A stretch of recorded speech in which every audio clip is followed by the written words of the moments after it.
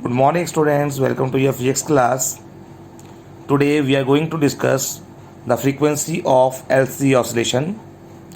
So, in the frequency of LC oscillation, let us consider a capacitor which charged and is connected to an inductor L at t is equal to 0.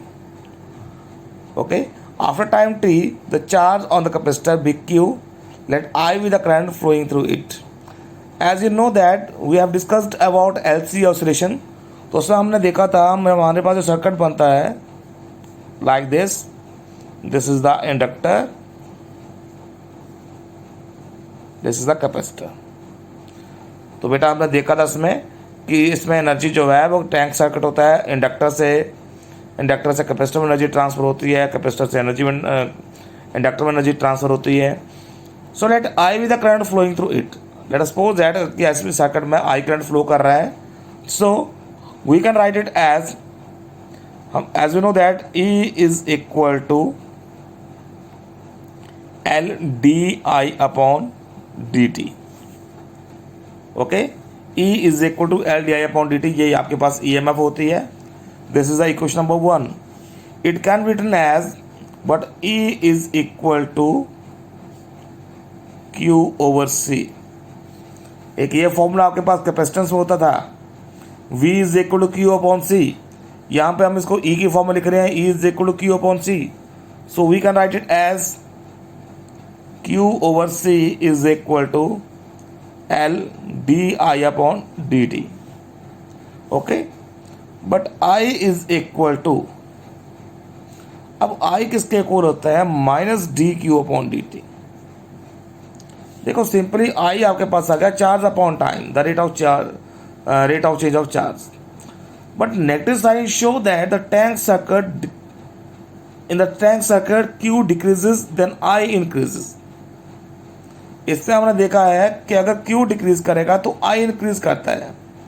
तो इस तरह से हम इसको negative sign देते हैं. Negative sign क्या show करेगा कि as Q decreases then I increases.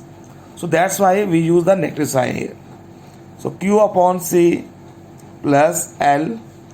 अब इसकी वैल्यू पुट करेंगे डी क्यू की, ये आ गया आपके पास D square Q upon D T square बन जाएगा. This is equal to 0. मैंने क्या किया, इसको नेगेटिव इसकी वैल्यू पुट कर दी और उसको मैं लेफ्ट साइड में वैल्यू इकट्ठे ले आया. दोनों जो है एक ही स्टेप में मैंने दोनों में स्टेप कर दिए.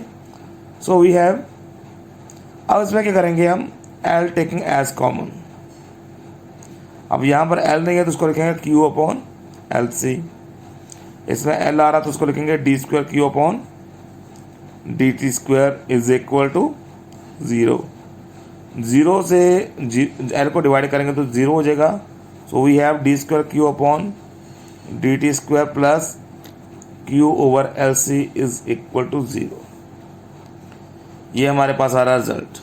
Now compare this equation by simple harmonic motion. Simple harmonic motion की इक्वेशन क्या होती है, compare it, this equation number 2 with simple harmonic motion. That is, ये इक्वेशन थी D square X upon D T square plus omega square X is equal to 0. This is equation number 3. बेटा ये हमने equation हमने discuss की थी, simple harmonic motion oscillation wave chapter है, +1 में हमने वहाँ पे किया था ये. तो उससे कंपेयर करेंगे. सो हियर देखो, यहाँ पे x की जगह पे यहाँ पे q आ रहा है, x की जगह पे यहाँ पे q आ रहा है. सो बाकी जो आपके पास टर्म रहेगी omega square, this is equal to 1 by L C. So after comparing we get omega square is equal to 1 by L C. So we have omega is equal to 1 by square root of L C. We can write it as, omega हमारे पास होता है 2 pi nu. This is equal to 1 by square root of LC. So we have nu is equal to 1 by 2 pi into square root of LC. So this is the required expression for frequency of LC oscillation. Okay. So our next topic is damped oscillation. Next topic is damped oscillation. अब damped और undamped oscillation भी आपने standard +1 standard में किया हुआ है. So those oscillations whose frequency decreases with time and ultimately it dies off. देखो damped oscillations आती हैं जिसका जो एम्पलीट्यूड है वो डिक्रीज करता है। पहले एम्पलीट्यूड बहुत ज़्यादा होगा, फिर धीरे धीरे धीरे धीरे इसका एम्पलीट्यूड जो है वो कम आता जाएगा, तो उसको बोलते हैं दिस इज द एम्पलीट्यूड, उसको बोलते हैं डैम्प्ड ऑसिलेशन। अनडैम्प्ड ऑसिलेशन कौन सी आती है आपके पास? अनडैम्प्ड ऑसिलेशंस ये आपके पास आती है जिसका एम्पलीट्यूड जो है वो कांस्टेंट रहता है, इट नेवर चेंज। ये वाली ऑसिलेशन जो है इसकी एनर्जी डिक्रीज करती जाती है धीरे धीरे और ultimately it comes to die, ये खत्म हो जाती है, बट ये कांस्टेंट रहती है। Okay, so this is all about the frequency of LC oscillation and damped and undamped oscillation. Our next topic is electrical resonance. A circuit in which inductor L, capacitor C and resistance R are connected in series. Okay, when the circuit allow maximum current for a given frequency of source of alternating supply for which capacitive reactance becomes equal to inductive reactance. So this is the condition of resonance. देखो ये बता रहा है maximum current कब देगा, when the capacitive reactance becomes equal to inductive reactance. The capacitive reactance आपको पता है, कैपेसिटिव रिएक्टेंस XC से रिप्रेजेंट करते हैं, इंडक्टिव रिएक्टेंस XL से रिप्रेजेंट करते हैं। व्हेन दिस बिकम्स इक्वल तो उसको बोलते हैं this is the condition of resonance. So resonance occurs at particular frequency called resonant frequency. At this frequency the amplitude of oscillation becomes very large. तो जिस particular frequency के ऊपर ये resonance अकर करेगी उसको बोलते हैं resonant frequency. And this is इसमें बता रहा है at this particular frequency the amplitude of oscillation becomes very large. तो इस फ्रीक्वेंसी के ऊपर ऑसिलेशन जो है वो लार्ज होती है। अब इसमें हम कंडीशन लगा के आगे हम रेजोनेंट फ्रीक्वेंसी फाइंड आउट करेंगे। Now we know that impedance of LCR circuit, impedance of LCR circuit, this is equal to Z is equal to square root of R square plus XL minus XC whole square.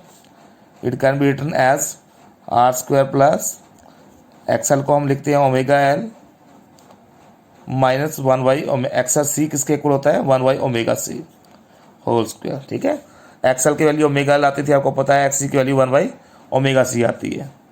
So therefore अब maximum current आपके पास आएगा I0, this is equal to E0 over Z। देखो ये कहाँ से आता है, as we know that E is equal to Z is equal to E0 over I0। ये रिलेशन आपने पढ़ी होगी इम्पिडेंस की, Z is equal to E0 upon I0। जब यहाँ से I0 निकालेंगे तो E0 अपॉन Z आ जाएगा। अब इसकी हमने वैल्यू पुट कर देनी है, तो ये आएगा V upon square root of R square plus omega L minus 1/, omega C whole square. So ये आपके पास आ गया मैक्सिमम करंट की value. No current will be maximum if Z is maximum, minimum current will be maximum if Z is minimum, ये condition भी हो गई। No for resonant frequency, resonant frequency इसके लिए बेटा हमारे पास कंडीशन होती है, मैंने अभी आपको बताई थी कि XL it must be equal to XC। ये बेटा ये वाला क्वेश्चन जो आपके पास आता है रेजोनेंस की कंडीशन जो आती है वो LCR सर्किट के साथ में आता है ये क्वेश्चन। तो उसमें साथ में ये पूछी होती है what is the condition of resonance, तो ये आपने लिखना है XL इज इक्वल टू XC।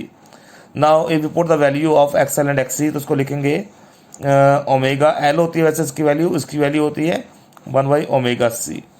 बस जस्ट एक रिप्रेजेंट करने के लिए एक रेजोनेंट है तो R हम यहाँ पे अप्लाई कर देते हैं। सो यहाँ पर आएगा, इसको ले आएंगे omega R square, this is equal to 1/, LC। L को मैं यहाँ ले आया, ओमेगा L यहाँ पे ले आया, ओमेगा R यहाँ पे ले आया। So omega R is equal to 1/, square root of LC। अब इसको हम लिख सकते हैं, ओमेगा को आपको पता है वैल्यू होती है 2π nu, so it becomes 2π nu R is equal to 1/, square root of LC। 2π nu R is equal to 1/, square root of LC। Nu R is equal to 1/2π into square root of LC। Nu R is equal to 1/2π into square root of LC। So this is the resonant frequency. तो resonant frequency के ऊपर जो है वो current maximum आएगा अब इसके लिए हमने इम्पीडेंस की वैल्यू निकालनी है। If X L is equal to X C, so Z की वैल्यू कितनी आती है, square root of R square plus X L minus X L हो जाएगा यहाँ पे, तो ये 0 हो जाएगा, so it becomes square root of R square, this is equal to R. So in this case impedance of the circuit is equal to resistance resistance आ जाएगी ये। Okay, so A be plot a graph for this, तो आपके पास जो graph बनेगा वो इस तरह से बनता है। आई नॉट, देखो दिस इज द ग्राफ, यहाँ पे आपके पास आ रहा ओमेगा 1 फ्रीक्वेंसी, यहाँ पे ओमेगा 2 है, दिस इज रेजोनेंट फ्रीक्वेंसी। तो रेजोनेंट फ्रीक्वेंसी के ऊपर करंट जो मैक्सिमम आ रहा है, बाकियों के लिए करंट जो है मिनिमम है। Okay, so this is all about the topic of resonance. Okay, so students, I hope you all understand this topic, and next topic we will discuss in the next lecture. Thank you very much.